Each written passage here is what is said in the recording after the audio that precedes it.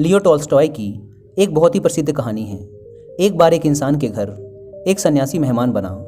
रात खाने के बाद सब बैठकर गपशप करने लगे। तभी उस सन्यासी ने कहा, ये क्या तुम यहाँ छोटी मोटी खेती करते हो? मैं अभी साइबेरिया के सफ़र से वापस आ रहा हूँ। वहाँ मैंने देखा कि ज़मीन बहुत ही सस्ती है। अपनी यहाँ की सारी ज़मीन जायदाद बेचो, इतने में तो तुम्हें वहाँ सैकड़ों एकड़ ज़मीन मिल जाएगी। और ज़मीन भी बहुत उपजाऊ है। लोग भी वहाँ के बड़े भले हैं, लगभग मुफ्त में ही ज़मीन दे देते हैं। वहाँ जाओ, वहाँ जाकर खेती करो, बहुत ही जल्द तुम एक अमीर इंसान बन जाओगे। यह सुन उस घर के मालिक का लालच जाग गया। उसने अगले ही दिन अपनी सारी ज़मीन जायदाद बेची और साइबेरिया के लिए रवाना हो गया।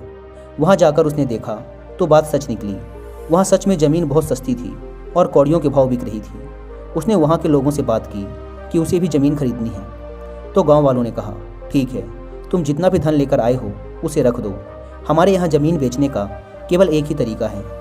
कल सुबह सूरज निकलते ही तुम्हें चलना शुरू कर देना है और सूरज डूबने तक तुम जितनी भी ज़मीन का चक्कर लगाकर वापस उसी स्थान पर आ जाओगे तो वह सारी ज़मीन तुम्हारी होगी।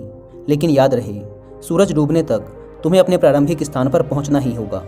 उस पूरी रात उस इंसान को नींद नहीं आई। शायद हम लोग उसकी जगह होते तो हमें भी नहीं आती। इंसानी दिमाग ही ऐसा होता है। वह रात भर सोचता रहा कि कितनी ज़मीन कब्जा पाऊंगा, कितना तेज़ भागना चाहिए मुझे, ज़्यादा से ज़्यादा ज़मीन कैसे कब्जाई जा सकती है। जब मैं बहुत सारी ज़मीन कब्जा लूँगा तो मैं एक बहुत अमीर इंसान बन जाऊँगा। यही सब सोचते सोचते सुबह हो गई। सुबह होते ही वह भागा।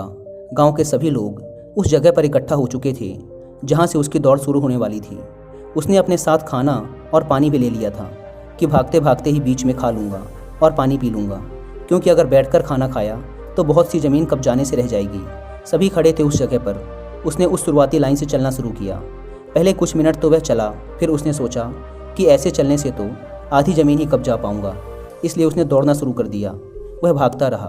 उसकी सांस फूलती रही, पर वह भागता रहा। उसकी रात बनाई हुई योजना के हिसाब से उसे 12 बजे वापस पहले वाले स्थान की तरफ मुड़ जाना था। लेकिन उसने देखा कि आगे और भी ज़्यादा उपजाऊ ज़मीन है। थोड़ी सी और अपने घेरे में ले लेता हूँ। वह मीलों दूर आगे आ चुका था। भागते भागते 1 बज गए। अब उसे लगा कि वापस लौटना चाहिए, वरना सूरज डूबने से पहले प्रारंभिक बिंदु पर नहीं पहुँच पाऊँगा। लेकिन फिर उसने सामने की तरफ देखा। बहुत ही ज़्यादा उपजाऊ ज़मीन खाली पड़ी थी। उसके लालची दिमाग ने उसे समझाया कि बस आज की ही तो बात है, लौटते समय ज़्यादा तेज़ी से दौड़ लेना, ज़िंदगी में फिर दोबारा यह मौका नहीं मिलेगा। वह भागता रहा। वह खाना पीना भी भूल गया। उसने अपना खाना और पानी भी फेंक दिया, क्योंकि उनका वजन भी ढोना पड़ रहा था। कुछ देर बाद उसने अपनी टोपी और ऊपरी कपड़े भी फेंक दिए ताकि वह और खुलकर दौड़ सके। ऐसे ही वह कुछ मील और भागता रहा, लेकिन अंततः उसे अपना मन मारकर लौटना ही पड़ा। 2 बज चुके थे। अब 8 घंटे में तय किए गए सफ़र को केवल 4 घंटे में पूरा करना था। यह उसे असंभव लगने लगा। उसके हाथ पैर थक चुके थे, लेकिन उसने अपनी पूरी जान लगा दी।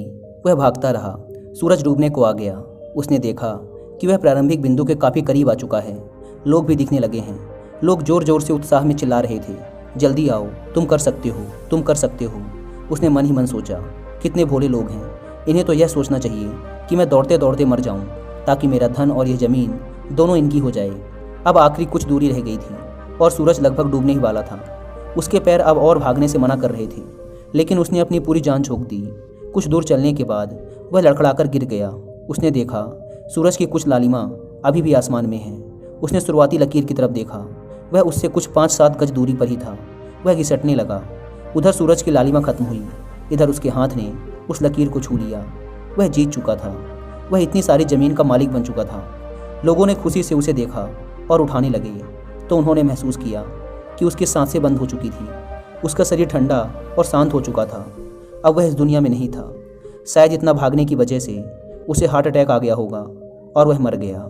यह देख वहाँ आसपास खड़े लोग हंसते हुए आपस में बातें करने लगे कि सूची में एक और मरने वाले लालची व्यक्ति का नाम जुड़ गया। पता नहीं लोग हर साल क्यों यहाँ मरने चले आते हैं इस खबर को सुनकर कि यहाँ ज़मीन बहुत सस्ती है, जबकि आज तक किसी ने भी सफलतापूर्वक ज़मीन पाने की शर्त को पूरा ना किया था। या तो वह भागता भागता मर गया था, या वह शर्त में अपना धन ही हार गया था। यह यहाँ का नियम बन चुका था। तभी वहाँ पर खड़े एक बुजुर्ग व्यक्ति ने कहा, मनुष्य की इच्छाओं और लालच का कोई अंत नहीं, और यही लालच ही इस इंसान की मौत का कारण है। इसी के विपरीत मुझे एक दूसरी कहानी याद आ रही है। एक बच्चा था, बड़े अमीर परिवार से संबंध रखता था।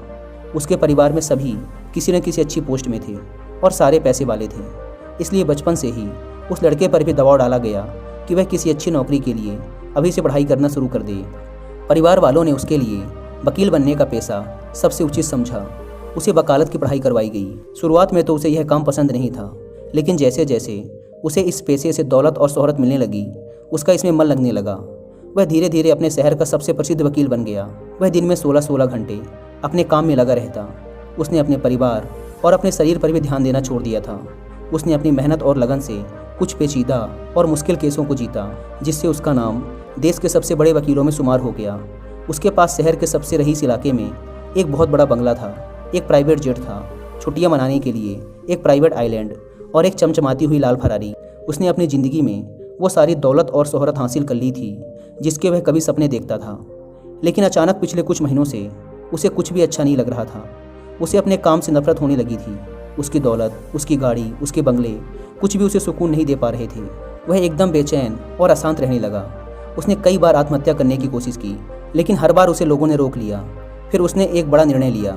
उसने अपना सब कुछ बेच दिया और आत्मिक शांति की तलाश में निकल पड़ा हिमालय के पहाड़ों में, जहाँ उसकी भेंट एक योगी से होती है और फिर वह भी योगी बन जाता है, जहाँ उसे जीवन जीने का नया नज़रिया और उम्मीद मिलती है। यह संक्षिप्त विवरण है रॉबिन शर्मा द्वारा लिखी गई book the monk who sold his Ferrari का। अगर आप चाहें तो इस बुक की हिंदी में बुक समरी भी सुन सकते हैं कुकू FM ऐप पर। The monk who sold his Ferrari, ये बुक समरी आपको मेंटल पीस के 7 ऐसे आयामों से आपका परिचय करवाएगी जो inner peace, Joy and wealth of spiritual gift को पाने के लिए बहुत ज़रूरी हैं। और कुकू FM के बारे में तो आप सब जानते हैं कि यह इंडिया का leading and fastest growing audio book platform है, जहां पर आप अपनी मनपसंद लैंग्वेज में अलग अलग फील्ड के हजारों बुक्स की ऑडियो बुक सुन सकते हैं। नॉर्मली कुकू FM के पूरे 1 साल का सब्सक्रिप्शन पड़ता है 399 रुपीज़ का, लेकिन इस होली सेलिब्रेशन में कुकू FM लाया है अपने सारे लिसनर्स के लिए 50% का डिस्काउंट। इस 50% डिस्काउंट के लिए आपको डिस्क्रिप्शन एंड पिन कमेंट पर दी गई लिंक से इस ऐप को डाउनलोड करके उसमें कूपन कोड होली50 यूज़ करना होगा और 399 का सब्सक्रिप्शन घटकर हो जाएगा सिर्फ 199 रुपीज़ में, वो भी पूरे 1 साल के लिए। लेकिन यह होली ऑफर सिर्फ 20 मार्च तक ही वैलिड है, इसलिए अभी ऐप को डाउनलोड कर होली50 कूपन कोड का फ़ायदा उठाएं। आइए अपनी बात पर वापस लौटते हैं। इन दोनों ही कहानियों से एक बात साफ होती है कि हमारी लाइफ में धन, दौलत, शोहरत सब कुछ ज़रूरी है, लेकिन एक लिमिट के बाद ये सब चीज़ें हमें खुशी नहीं देती। इसलिए हमें हमारा इनफ पता होना चाहिए कि किस लिमिट के बाद मैं पैसों के पीछे नहीं भागूंगा। ये इनफ यानी पर्याप्त की लिमिट सबके लिए अलग अलग हो सकती है, लेकिन सबकी होनी चाहिए, ताकि उस लिमिट के बाद हम यह कह सकें कि मैंने अपना इनफ प्राप्त कर लिया है, अब मुझे इस भागा दौड़ी में और पढ़ने की ज़रूरत नहीं है।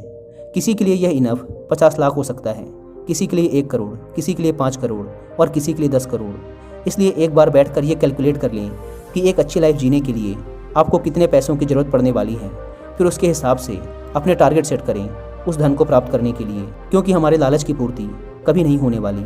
इसलिए हमें हमारा इनफ डिसाइड करना बहुत ज़रूरी है, ताकि हम एक बैलेंस्ड एंड हैप्पी लाइफ जी सकें।